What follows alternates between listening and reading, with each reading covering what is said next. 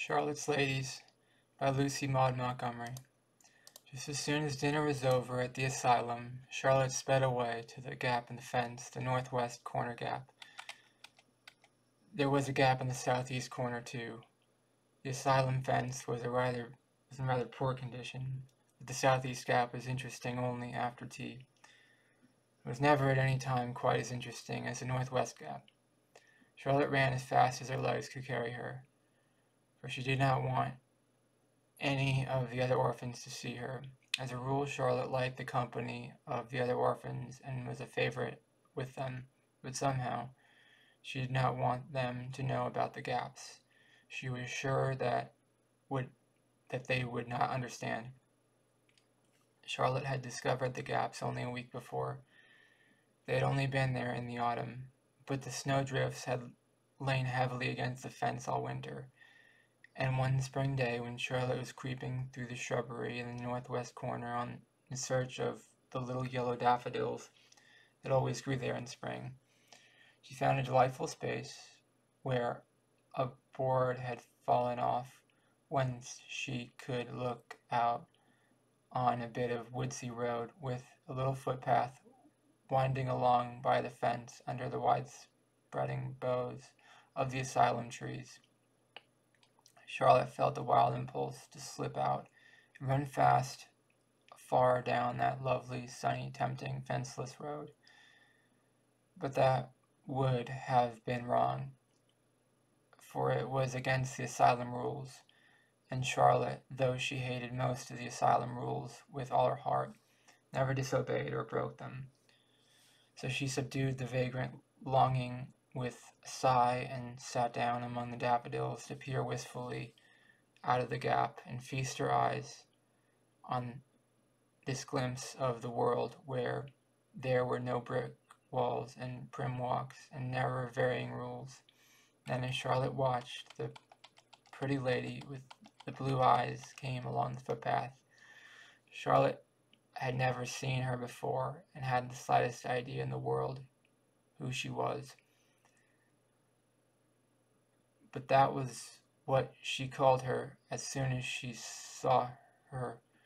The lady was so pretty, with lovely blue eyes that were very sad, although somehow, as you looked at them, you felt as that they ought to be laughing, merry eyes instead.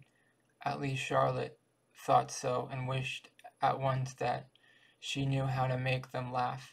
Besides, the lady had lovely golden hair and the most beautiful pink cheeks, and Charlotte, who had mouse-colored hair and any number of freckles, had an unbounded admiration for golden locks and rose-leaf complexions. The lady was dressed in black, and Charlotte didn't like, principally because the matron of the asylum wore black, and Charlotte didn't exactly like the matron.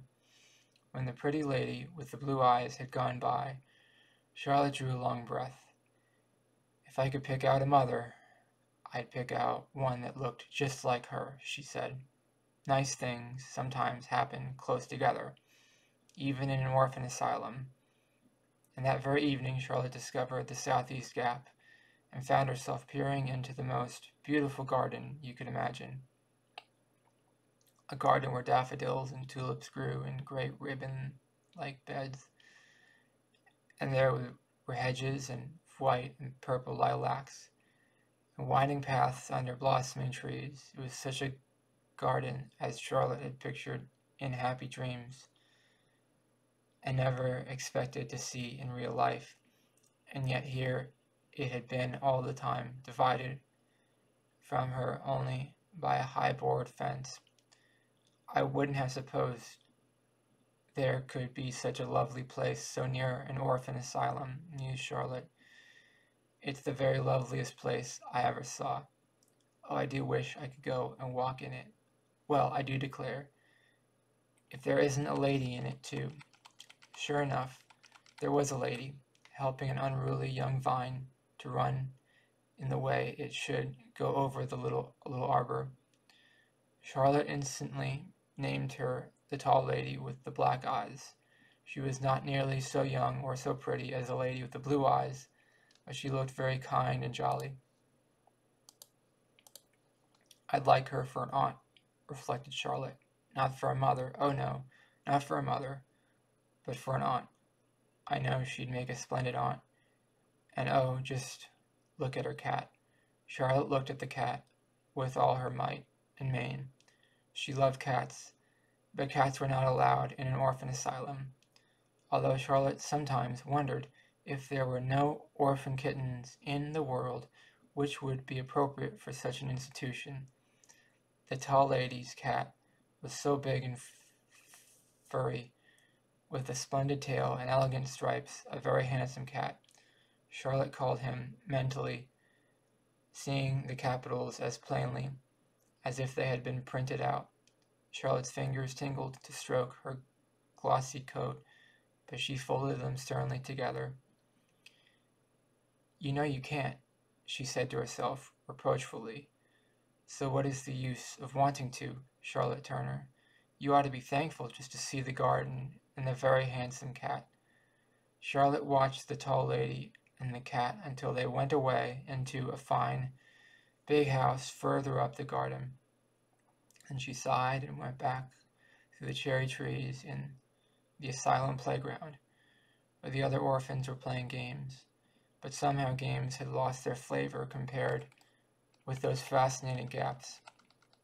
It did not take Charlotte long to discover that the pretty ladies always walked past the Northwest Gap about 1 o'clock every day, and never at any other time, at least no other time when Charlotte was free to watch her,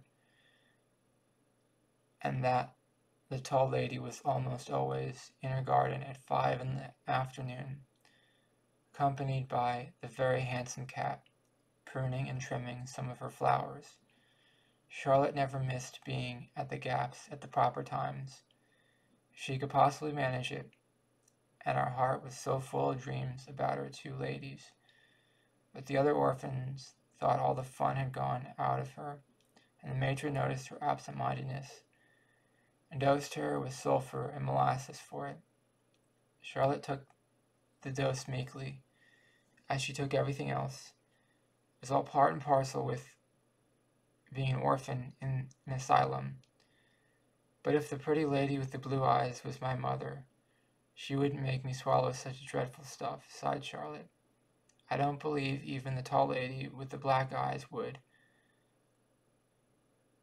though perhaps she might, aunts not being quite as good as mothers.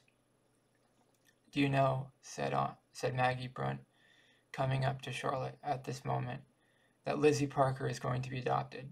A lady is going to adopt her. Oh, cried Charlotte breathlessly. An adoption was always a wonderful event in the asylum, as well as somewhat rare one. Oh, how splendid. Yes, isn't it? Said Maggie enviously. She picked out Lizzie because she was pretty and had curls. I don't think it is fair. Charlotte sighed.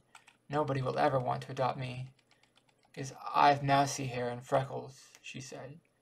But somebody may want you someday, Maggie. You have such lovely black hair. But it isn't curly, said Maggie forlornly. And the matron won't let me put up in curl papers at night. I wish I was Lizzie. Charlotte shook her head. I don't. I'd love to be adopted, but I wouldn't really like to be anybody but myself, even if I am homely. It's better to be yourself, with mousy hair and freckles, than somebody else who is ever so beautiful. But I do envy Lizzie, though the matron says it is wicked to envy anyone.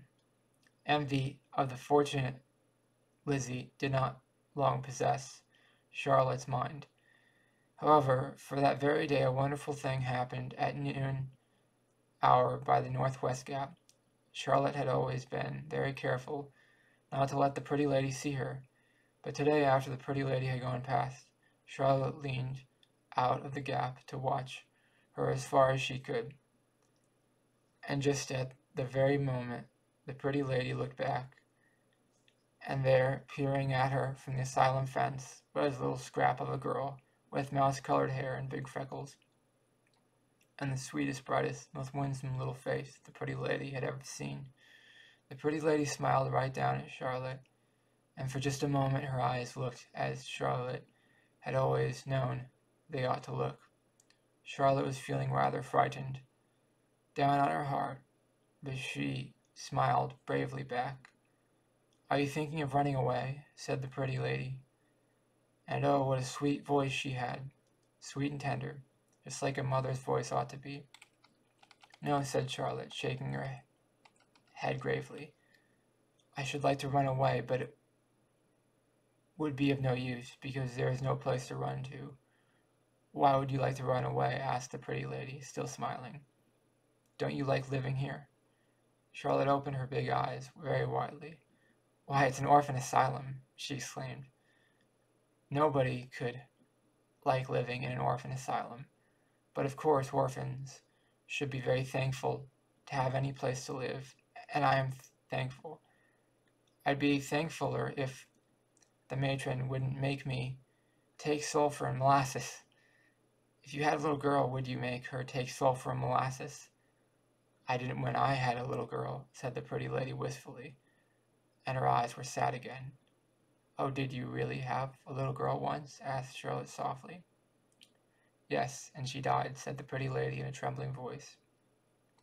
"Oh, I'm sorry," said Charlotte, more softly still. Did she have lovely golden hair and pink cheeks like yours?" "No," the pretty lady smiled again, though it was a very sad smile. "No, she had mouse-colored hair and freckles." "Oh, and weren't you sorry?" "No, I was glad of it, because it made her look like her father. I've always loved little girls with mouse-colored hair and freckles ever since. Well, I must hurry along. I am late now, and the schools have a dreadful habit of going to sharp on time. If you should happen to be here tomorrow, I'm going to stop and ask your name." Of course, Charlotte was at the Gap the next day, and they had a lovely talk. In a week, they were the best of friends. Charlotte soon found out that she could make the pretty lady's eyes look as they ought to for a little while at least, and she spent all her spare time and lay awake at nights devising speeches to make the pretty lady laugh. Then another wonderful thing happened. One evening when Charlotte went to the Southeast Gap, the tall lady with the black eyes was not in the garden at least. Charlotte thought she wasn't, but the very handsome cat was, sitting gravely under a syringa bush, and looking quite proud of himself for being a cat. "You very handsome cat," said Charlotte. "Won't you come here and let me stroke you?" The very handsome cat did, just as if he understood English, and he purred with delight when Charlotte took him in her arms and buried her face in his fur. Then Charlotte thought she would really sink into the ground, for the tall lady herself came around a lilac bush and stood before the Gap. "Please, ma'am," stammered Charlotte in agony and embarrassment, "I wasn't meaning to do any harm to your very handsome cat. I just wanted to pat him. I'm very fond of cats, and they are not allowed in orphan asylums." "I've always thought asylums weren't run on proper principles," said the tall lady briskly. "Bless your heart, child, don't look so scared. You're welcome to pat the cat all you like. Come in, and I'll give you some flowers." "Thank you, but I am not allowed to go off the grounds," said Charlotte firmly. "And I think I'd rather not have any flowers, because the matron might want to know where I got them, and then she would have this Gap closed up. I live in mortal dread for fear it will be closed anyhow. It's very uncomfortable living in mortal dread." The tall lady laughed in a very jolly laugh. "Yes, I should think it would be," she agreed. "I haven't had that experience." Then they had a jolly talk, and every evening after that Charlotte went to the Gap and stroked the very handsome cat and chatted to the tall lady. "Do you live all alone in that big house?" she asked wonderingly one day. "All alone," said the tall lady. "Did you always live alone?" "No, I had a sister living with me once." but I don't want to talk about her. You'll oblige me, Charlotte, by not talking about her." "I won't then," agreed Charlotte. "I can understand why people don't like to have their sisters talked about sometimes. Lily Mitchell had a big sister who was sent to jail for stealing. Of course Lily doesn't like to talk about her." The tall lady laughed a little bitterly. "My sister doesn't steal. She married a man I detested, that's all." "Did he drink?" asked Charlotte gravely. "The matron's husband drank, and that was why she left him and took to running an orphan asylum. I think I'd rather put up with a drunken husband than live in an orphan asylum." "My sister's husband didn't drink," said the tall lady grimly. "He was beneath her, that was all. I told her I'd never forgive her, and I never shall. He's dead now. He died a year after she married him, and she's working for her living. I dare say she doesn't find it very pleasant. She wasn't brought up to that. Here, Charlotte, is a turnover for you. I made it on purpose for you. Eat it and tell me if you don't think I'm a good cook. I'm dying for a compliment. I never get any now that I've got old. It's a dismal thing to get old and have nobody love you except a cat, Charlotte. I think it's just as bad to be young and have nobody to love you. Not even a cat," sighed Charlotte, enjoying the turnover nevertheless. "I dare say it is," agreed the tall lady, looking as if she had struck by a new and rather startling idea. "I like the tall lady with the black eyes ever so much," thought Charlotte that night as she lay in bed. "But I love the pretty lady, and I have more fun with the tall lady and the very handsome cat. But I always feel nicer with the pretty lady. Oh, I'm so glad her little girl had mouse-colored hair." Then the most wonderful thing of all happened. One day a week later, the pretty lady said, "Would you like to come and live with me, Charlotte?" Charlotte looked at her. "Are you in earnest?" she asked in a whisper. "Indeed I am. I want you for my little girl. And if you'd like to come, you shall. I'm poor, Charlotte, really, I'm dreadfully poor, but I can make my salary stretch far enough for two, and we'll love each other enough to cover the thin spots. Will you come?" "Well, I should just think I will," said Charlotte emphatically. "Oh, I wish I was sure I'm not dreaming. I do love you so much, and it will be so delightful to be your little girl." "Very well, sweetheart. I'll come tomorrow afternoon. It is Saturday, so I'll have the whole blessed day off, and see the matron about it, and we'll have lovely times together, dearest. I only wish I'd discovered you long ago." Charlotte may have eaten and studied and played and kept rules the rest of the day and part of the next, but if so, she had no recollection of it. She went about like a girl in a dream, and the matron concluded that something more than sulphur and molasses was needed, and decided to speak to the doctor about her, but she never did it, because a lady came that afternoon and told her she wanted to adopt Charlotte. Charlotte obeyed the summons to the matron's room in a tingle of excitement, but when she went in, she only saw the matron and the tall lady with the black eyes. Before Charlotte could look around for the pretty lady, the matron said, "Charlotte, this lady, Miss Herbert, wishes to adopt you. It is a splendid thing for you, and you ought to be the very thankful little girl." Charlotte's head fairly whirled. She clasped her hands, and the tears brimmed up in her eyes. "Oh, I like the tall lady," she gasped, "but I love the pretty lady, and I promised her I'd be her little girl. I can't break my promise." "What on earth is the child talking about?" said the mystified matron. And just then the maid showed in the pretty lady. Charlotte flew to her and flung her arms about her. "Oh, tell them I am your little girl," she begged. Tell them I am promised you first. I don't want to hurt the tall lady's feelings because I truly do like her very much, but I want to be your little girl." The pretty lady just had given one glance at the tall lady and flushed red. The tall lady, on the contrary, had grown very pale. The matron felt uncomfortable. Everybody knew that Miss Herbert and Mrs. Bond hadn't spoken to each other for years, even if they were sisters, and alone in the world except for each other. Mrs. Bond turned to the matron. "I have come to ask permission to adopt this little girl," she said. "I'm very sorry," stammered the matron. "Miss Herbert has just asked for her, and I have consented."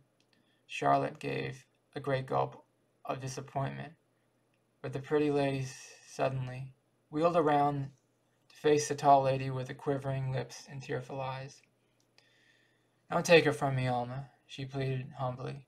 She is like my own baby, and I'm so lonely. Any other child will suit you as well." "Not at all," said the tall lady brusquely. "Not at all, Anna. No other child will suit me at all. And may I ask what you intend to keep her on? I know your salary is barely enough for yourself." "That is my concern," said the pretty lady, a little proudly. "Humph!" The tall lady shrugged her shoulders. "Just as independent as ever, Anna. I see. Well, child, what do you say? Which of us will you come with? Remember, I have the cat on my side, and Anna can't make half as good turnovers as I can. Remember all this, Charlotte." "Oh, I like you so much," stammered Charlotte, "and I wish I could live with you both. But since I can't, I must go with the pretty lady, because I promised, and because I loved her first." "And best?" queried the tall lady. "And best," admitted Charlotte. Bound to be truthful, even at the risk of hurting the tall lady's feelings. "But I do like you too. Next best. And you really don't need me as much as she does, for you have your very handsome cat, and he hasn't anything." "A cat no longer satisfies the aching void in my soul," said the tall lady stubbornly. "Nothing will satisfy it but a little girl with mouse-colored hair and freckles. No, Anna, I've got to have Charlotte, and I think that with her usual astuteness, she has already solved the problem for us by saying she'd like to live with us both. Why can't she? You just come back home, and we'll let bygones be bygones. We both have something to forgive. And I was an obstinate old fool, and I've known it for years, and though I never confessed it to anybody but the cat." The pretty lady softened, trembled, and smiled. She went right up to the tall lady and put her arms around her neck. "I have wanted so much to be friends with you again," she sobbed. "But I thought you would never relent. And I've been so lonely." There," whispered the tall lady. "Don't cry under the matron's eye. Wait till we get home. I may never have some crying to do myself then. Charlotte, go and get your hat, and come right out with us. We can sign the necessary papers later on, but we must have you right off. The cat is waiting for you on the back porch, and there is a turnover cooling on the pantry window that is just your size." "I am so happy," remarked Charlotte. "I feel like crying myself."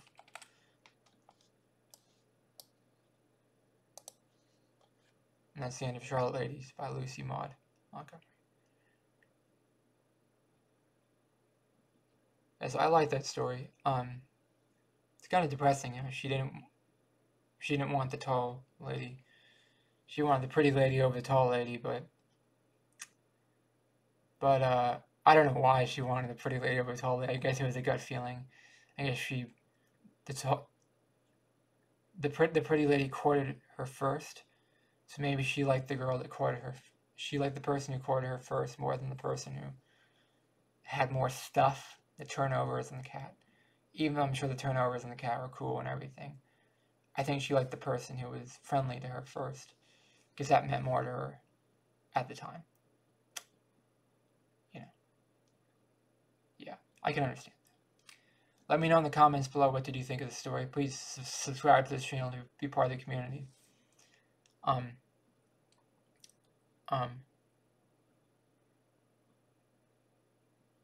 Please like this video. It really helps the channel out a lot. Thank you for watching. Have a great day. Bye-bye.